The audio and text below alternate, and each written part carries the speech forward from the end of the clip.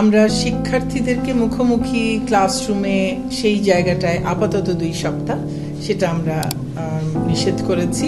আবারও করোনার উচ্চচাপে দেশের সকল শিক্ষা প্রতিষ্ঠান ঈদ ও রমজান মিলিয়ে 36 দিন বন্ধের ঘোষণা বিষয়ে আজ সকালে পরামর্শ কমিটি থেকে এই সিদ্ধান্ত জানানো হয়েছে বলে জানিয়েছেন শিক্ষামন্ত্রী ডক্টর দীপুমণি। যে জীবন যতখানি স্বাভাবিক রাখা সম্ভব সেটা রেখে আমরা করোনাকে মোকাবেলা করব, কিন্তু যদি সংক্রমণ আরো এমন শিক্ষা প্রতিষ্ঠান বন্ধ হয় সকল ছাত্রছাত্রীদের লেখাপড়ার দিকটা অনেক পিছিয়ে যাবে বলে জানিয়েছেন শিক্ষামন্ত্রী ডক্টর দীপুমণি। তিনি আরও জানিয়েছেন শিক্ষা প্রতিষ্ঠানের ছুটি শেষ হতেই সকল ছাত্রছাত্রীকে সশরীরে ক্লাস করতে হবে। এই সময় তিনি আরও বলেছেন সকল ছাত্রছাত্রীকে বাড়িতে থেকে লেখাপড়া কন্টিনিউ রাখতে হবে এবং স্বাস্থ্যবিধি মেনে চলতে হবে। তো এই ছিল আমাদের আজকের আপডেট নিউজ। যদি ভিডিওটি আপনার কাছে ভালো লাগে তাহলে অবশ্যই আমাদের ভিডিওটিতে একটি লাইক করে দিবেন এবং ভালো লাগলে সাবস্ক্রাইব করে পাশে আসা বেল আইকনে ক্লিক করে রাখবেন পরবর্তী ভিডিওগুলি সবার প্রথমে পাওয়ার জন্য।